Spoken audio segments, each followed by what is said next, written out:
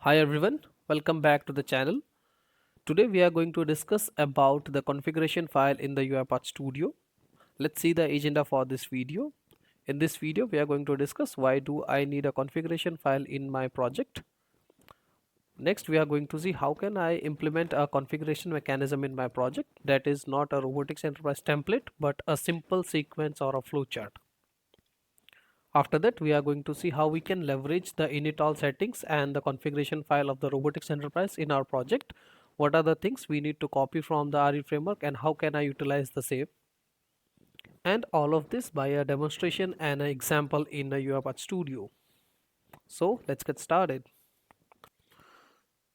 To begin the process, I am in my UiPath Studio. I have a solution in front of me. If you will look at the solution, this is a plain sequence. I am having three activities: open browser, attach browser, and a data scraping. Let us just execute the process and see how the process exactly looks like. So I will go back to the UiPath Studio and run the file.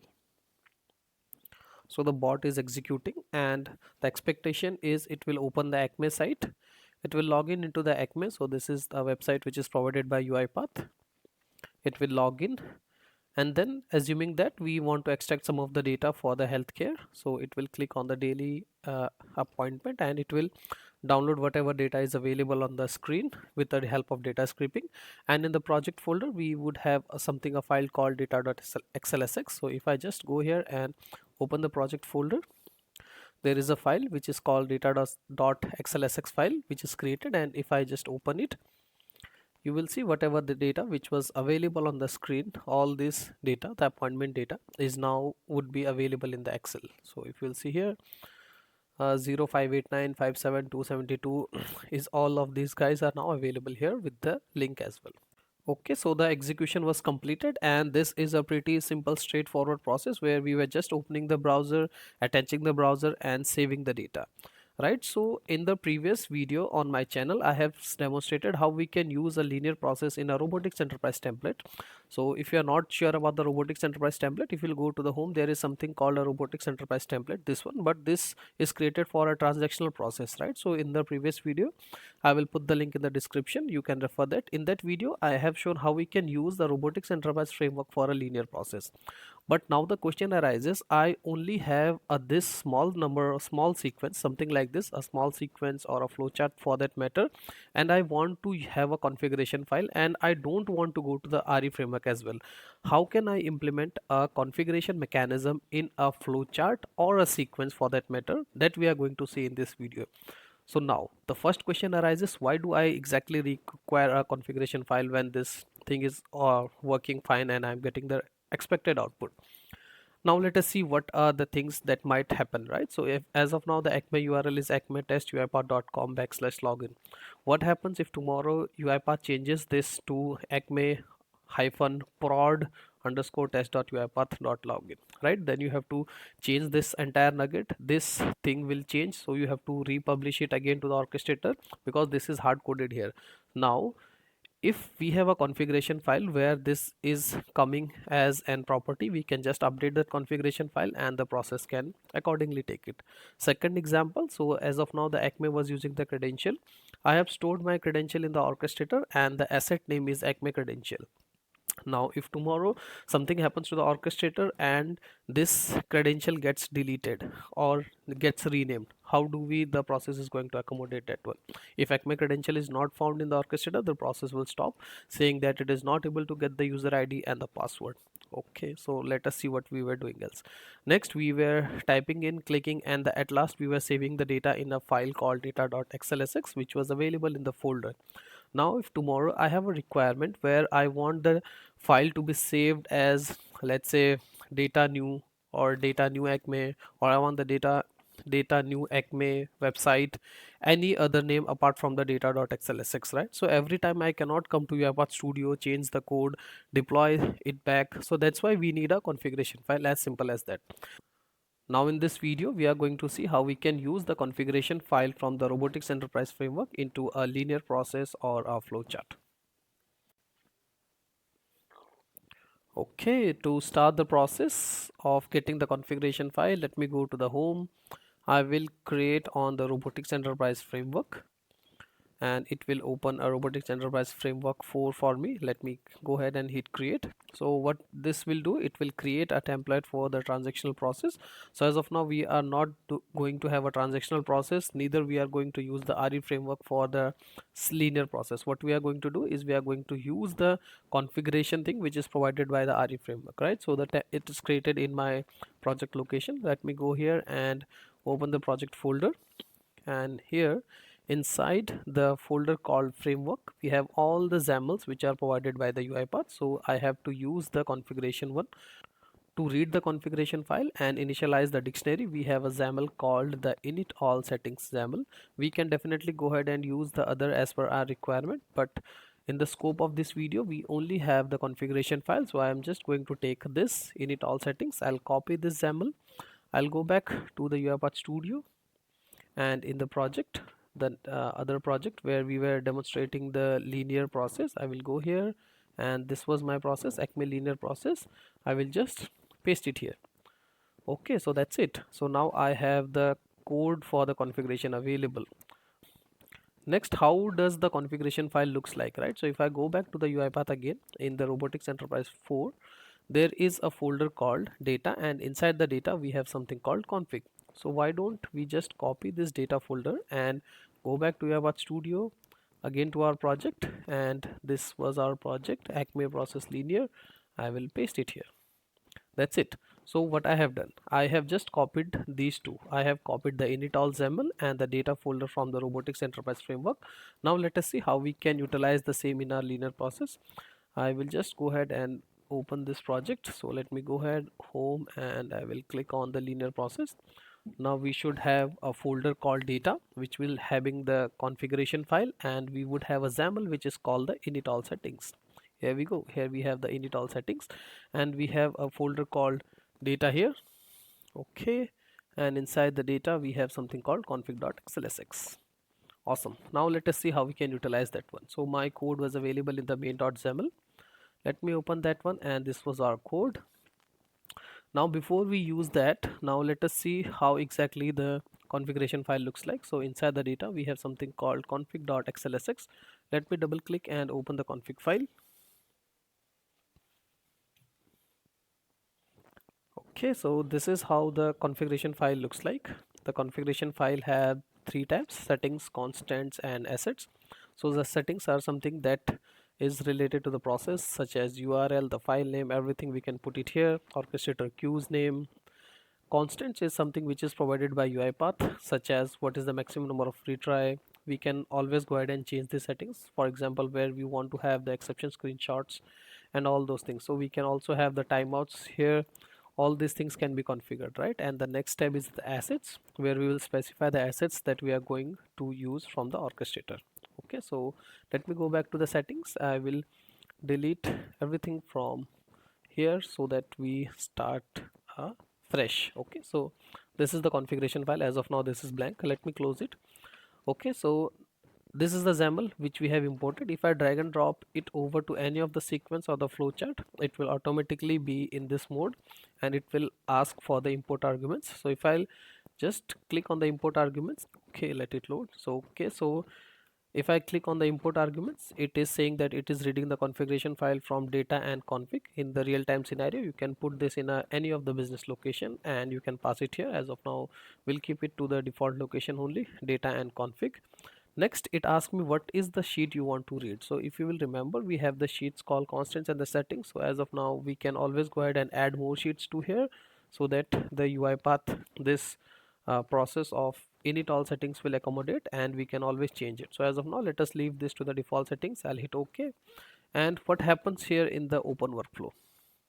Okay, so it has created a dictionary of string and object. What this means is whenever we pass a string to this XAML, it will output me an object. So what it is doing, it is a simple code. It is iterating all the sheets. So the sheets are coming as an input argument, the settings and the constant. So it will read both the sheets, settings and the constant. It will read range, it will get all the data into the data table, and for each of the data table it will create an output dictionary. Similarly, for the assets also, it will read all the asset tabs. For each and every asset, it will hit the orchestrator that is deployed, and then it will get all the asset into the asset value, and it will return that value in the form of an object. As simple as that. And also, if you will see, we are also getting the exception handling done for us by the UiPath. How cool is that, right? So if you will see here, the exception handling is already done. Try catch finally is all done here, right? So I don't want to change anything here, we can directly use it. The only thing we require is output object. So I can go here, and if you will see, it returns me a config object. So let us go here, and I will hit Control plus K, and I will create a variable. As soon as I type config, a variable will be created in the scope. So if I go to the variables, a config variable is created, and if you will see the type, it is string and the object. Okay, so that's it. So now the question arises, how I can use this config object to make this thing configurable, right? So that was our objective. Now the first thing is, we have this object here, config, sorry, my bad. So we have this object here, config. Now whenever we read, everything from the config file is loaded, but we haven't put anything on the config file. Let's first quickly do that. I'll go to the config file, this one, config.xlsx. So we can have this at any different position as well. So now it has three values, the name, value and the description. So what is the first thing? Acme URL. Acme URL. So this is the name, this is the value. So it is just like we ask RE framework to give me the value for the Acme URL. So it will come to this Excel, and it will get the value for me. So what is the value? So I will go here. This is the URL, right? So why we are putting the URL in the config file? Because in future, now anything changes, I can easily come here and update this guy, right? So this is URL for Acme. Next, what we wanted, we have something called the credential. So I will type here Acme credential, and what was the credential which we were using in the process? So if I go here inside the username and the password, get credential, it was using the Acme credential, right? So we will just pass this thing in the configuration file. So the idea is, whenever in future if this asset changes, we don't have to change anything in the code, and we can just come here and update this guy. Okay, so the next was file, right? So I will type here file name, and the file name was, I can give it anything, right? So let's say data underscore config name dot xlsx. We can change it, right? So name of the Excel to be saved. This is how we put data in the configuration file. I'll save it, close this. So you can put data in constant, assets. This list can be very big list, right? So you can experiment with it. As of now, we are just going to have it with the three values. Let me close it and cancel. Now what is the value? So the open browser expects a string variable which is in this path, right? And we have stored this in a configuration file, and the config object is config. Now how do we pass? The config expects a dictionary. So this is the dictionary, it works on the key value pair. So if I just open the config again, the first is the key and the next is the value. So we want the Acme URL, right? So we are not going to put it hard coded. Let me just go and remove the hyperlinks, save everything. So we are not hard coding here, we are just passing the key. So what, this is the key, this is the value, this is the key, this is the value. For the URL, this is the key. So I go here and simply copy this and paste it here, as simple as that, and I pass here dot toString. That's it. Now what will happen is, whenever the process will run, it will first read the configuration file which is available at this path, the config object, and it will just get the Acme URL for me. How cool is that, right? Next, for the get credential. Now the get credential is in asset name, we are hard coding it, but now since we don't want the hard coding, I will just use the config object. I will pass the config and dot toString, because this is again a string here, string. Now let us go here and take the credential name, Acme credential, right? So this is the asset for the Acme credential. Hit OK, save, in the data scraping we were saving it with always a name called data.xlsx, but now we don't want it to with a default name, so we will just type here config and within the double quotes dot xlsx. Let me pass here the data. This is called the file name. Copy and pass it here dot toString. That's it. So now what I can do is, for any of the process which you are having, you can just use the configuration file and use it like this. Now what will happen when the bot will run, right? First thing, the bot will go to the init all settings. It will import the arguments. UiPath will ask me where is the sheet, right? So I will tell him the sheet configuration sheet is located in the data and the configuration file. Next, UiPath will ask me what is the sheet you want to read. I am saying instructing to read the settings and the constants. So UiPath will read me settings and the constants, right? I can easily go here and read the assets also, right? So I have to just put a comma and specify here. Now what UiPath will do, it will read each and every data for the sheets and output me a dictionary in the form of string and object, and that dictionary name is the config. Simple as that, right? It's directly plug and play. And where do we get this? We get it from the RE template. Next, wherever the value we request, for example, the first thing we require was a URL, and the URL was available in the setting sheets, right? So this was the value and this was the key. So we have just specified the key for the configuration file. So this is the config object, this is the key, and it will return me the value. So the value it will return is this guy, acme url test.login. Now the benefit which I get is, in future if anything is changing, I just have to update this configuration file, this path or this URL, and new process which we are designing, this sequence will take it accordingly, right? So the get credential will also behave same. In future the credential name is changing, I just have to edit this guy here, and this is the key, right? So the key remains always intact. So now instead of passing the hard coding data, we are just passing the keys in the workflow. Okay, so let us see how it looks like when we execute the process. Close this, save everything. Let me save this guy, close the XAML. Okay, so let us go to the menu and I select run the file. Now whatever will happen, the values will be getting from the configuration file. So it has opened the acme URL. Now this value is the bot is fetching from the configuration file. It has passed the password. The asset is coming from again the configuration file. Now what should happen is, it would have scraped the data, and if I go to the output, I see no exception. It should have saved the data in the new file which we have specified in the config file. Okay, let us go to the project folder, and if I just open it, you will see there is a new file which is data config name xlsx, because this is the name which we have given in the configuration file. So if I just open, we can see all the data related to the scraping which was done from this portal. Okay, so now why this name? Because in the data folder we had this configuration file, and inside the configuration file we have specified. Now in future, now what is the benefit we get? Now in future, if somebody says me that I don't want to have this data by this name, I want to have it by, let's say, acme data, right? And the credential asset is now changed to credential asset 1234, and the acme URL has changed to acme test to acme prod, right? So I can easily do those changes here, and the bot will process accordingly as per the values which are specified in the config file. So in this process, we have seen how we can use the init all settings XAMLs, which gives us a facility to invoke the configuration file which is provided by UiPath. So just a quick recap, what are the things that we need to take from the robotics enterprise template? We have to go to the project and we have to just take this XAML, init all settings.xaml, and inside the data folder there is something called configuration file. We can just ignore this. We can just take the data and the config, or we can just take this config excel anywhere outside and we can just refer this one, right? So if you'll see in the import arguments, this was the path of an excel, so we have to just pass an excel sheet.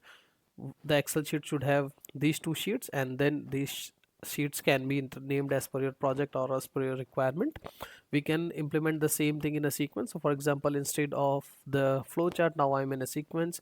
So the same thing, what I have to do is, I can easily go ahead and drag and drop this guy from here. I go to the project and I can drag and drop the init all application and just pass the arguments.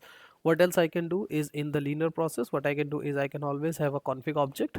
The type would be in and it would be of type dictionary. So what you have to do is, you have to use like this. So I will pass here. Okay, and it is of type string and object, right? So that is what we have seen. So it would be of string, it would be of object, and hit OK.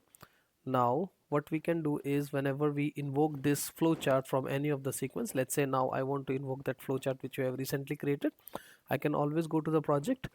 I will drag and drop the flowchart here, and the config object, I don't need to every time invoke it like this. I can always go ahead and pass the object from here, import arguments, and the config object is will be config, which is nothing but the output of this one, right? So that way we can use the configuration object in any of the project we are dealing with, which is not a robotics enterprise framework but a simple sequence or a flow chart. That brings us to the end of this video. Let's have a quick recap what we have seen in this video. So in this video we have seen how can we implement a configuration mechanism in a sequence or a flowchart. We have seen how we can utilize the init and the configuration file which is provided by UiPath, and we have seen everything with the help of a demonstration and an example. Apart from this video, I have one more interesting videos in this context where I am training that how we can use the robotics enterprise framework for a linear process. So assuming that this was a linear process, if I have to use the RE framework for a linear process, how can I do that? So in that video I am discussing how do we step by step convert the robotics enterprise framework for a linear process. Then I am creating a linear process to scrape the data, then we are fitting the linear process in the RE template, and then we discuss the benefits. And so I'll put the links in the description and you can refer that. So thank you for watching. If you like this video, please do subscribe to the channel, and happy automation.